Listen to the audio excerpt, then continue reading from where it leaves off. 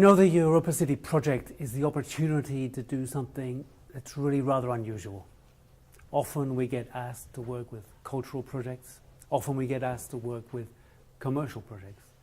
The combination of so many different elements and aspects in this project makes it very different, makes it rather special. It's rather unique. It makes the opportunity to work with different typologies that you don't usually get to work with.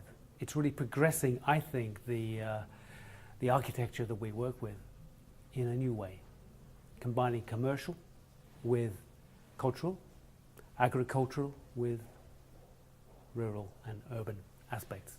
So it's this big mix of different aspects that makes this project really rather special. And we were delighted to get the opportunity to work with it.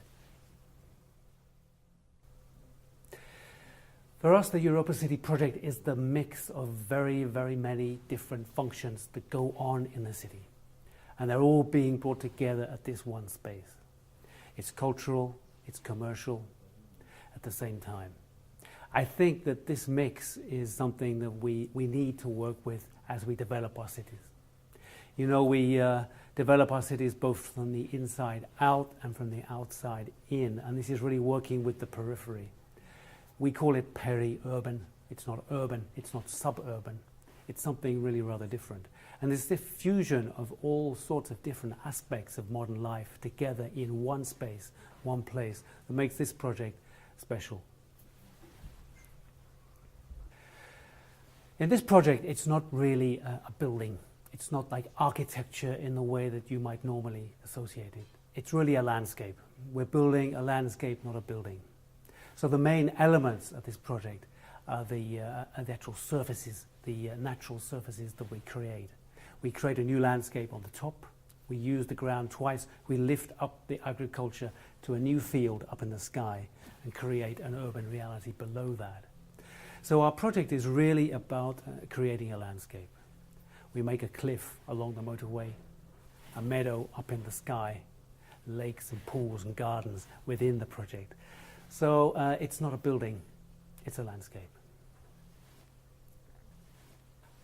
I think this project is a very important project for the city, but it can't stand alone. I think if you're going to address the whole of the periphery of a great city like Paris, you need many projects. They need to work together. So we're one project that is definitely going to work in a synergy with other projects.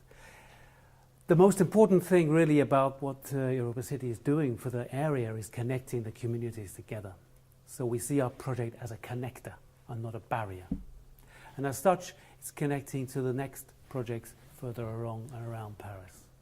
So we think of this as the great connector, connecting one community to the next and connecting a larger network that can help the whole city grow.